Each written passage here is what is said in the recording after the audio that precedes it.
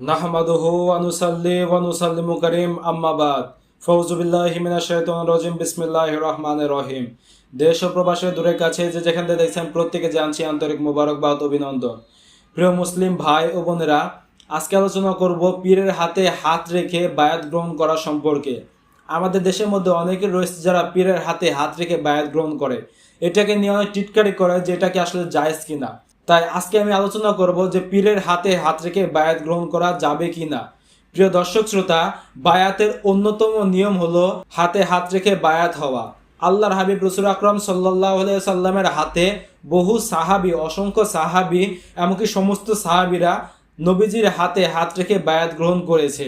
এই সম্পর্কে মহান আল্লাহ রাব্বুল আলামিন পবিত্র কোরআনুল কারীমের মধ্যে সূরা ফাতার 10 নম্বর আয়াতের মধ্যে মহান আল্লাহ রাব্বুল আলামিন ইরশাদ করেন, বিসমিল্লাহির রহমানির রহিম, ইন্নাল্লাযীনা ইউবায়ুনাকা ইন্নামা ইউবায়ুনাল্লাহা ইয়াদুল্লাহি ফাওকা আদিহিম।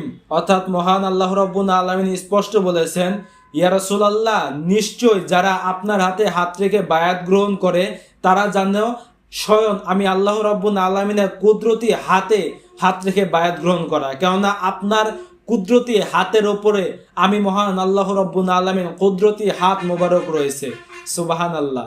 এই আয়াত দ্বারা স্পষ্ট বোঝা যায় মহান আল্লাহ রাব্বুল আলামিন তার প্রিয় হাবিব রাসূল আকরাম সাল্লাল্লাহু আলাইহি ওয়াসাল্লামের কুদরতি হাতের উপরে সাহাবীর কেমরা হাত রেখে বায়াত গ্রহণ যারা করেছে তারা স্বয়ং আল্লাহর হাতে হাত রেখে বায়াত গ্রহণ করেছেন।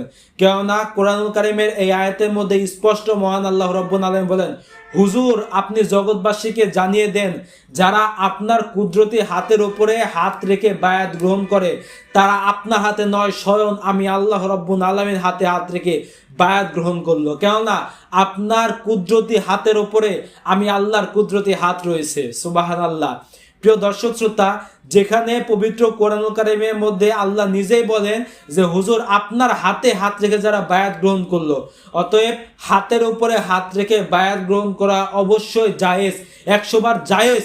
কেননা যেহেতু কোরআনুল কারীমের মধ্যেও রয়েছে যে হুজুর হাতের উপরে হাত রেখে যারা বায়াত গ্রহণ করলো, সেহেতু সেক্ষেত্রে কোনো হাদিসের প্রয়োজন আছে বলে বা এটাকে অস্বীকার করার কোনো ক্ষমতা আছে বলে আমি মনে করি না। তবুও প্রিয় দর্শক শ্রোতা, এই সম্পর্কে আপনারা কয়েকখানা হাদিস শরীফ লক্ষ্য করুন, যেটা উল্লেখ রয়েছে সুনানুল নাসাই শরীফের মধ্যে 4177 নম্বর হাদিসের মধ্যে। ইমাম বাইহাকী রহমাতুল্লাহ আলাইহি তার সুনানুল কুবরা কিতাবের মধ্যে 17751 নম্বর হাদিসের মধ্যে উল্লেখ রয়েছে। ইমাম নাসাই রহমাতুল্লাহ আলাইহির আরেকটি কিতাব সুনানুল কুবরা, সেই কিতাবের মধ্যে 7752 নম্বর হাদিসের মধ্যে উল্লেখ করেছেন।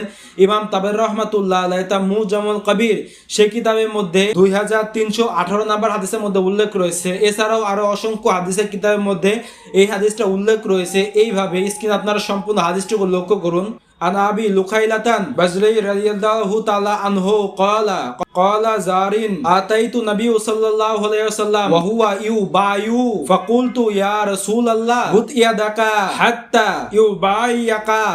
অর্থাৎ হযরতে আবি লুকলাতান বারজি তিনি বর্ণনা করেন, হযরত জারিন আব্দুল্লাহ রাদিয়াল্লাহু তাআলা আনহু বলেন, আমি আল্লাহর হাবিব রাসূল আকরাম সাল্লাল্লাহু আলাইহি ওয়াসাল্লামকে বললাম, আপনি আপনার কুদরতি হাত মোবারক বাড়িয়ে দিন, আমি আপনার হাতে হাত রেখে বায়াত গ্রহণ করব।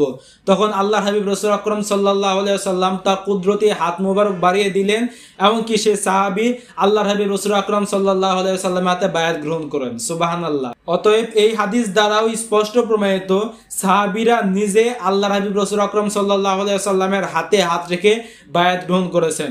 অতএব পীরের হাতে হাত রেখে অথবা রাসূল পাক সাল্লাল্লাহু আলাইহি ওয়াসাল্লামের সেই সিলসিলা মোতাবেক, সেই তরিকা অনুযায়ী পীরের হাতে হাত রেখে বা হাতে হাত রেখে বায়াত গ্রহণ করা অবশ্যই জায়েজ।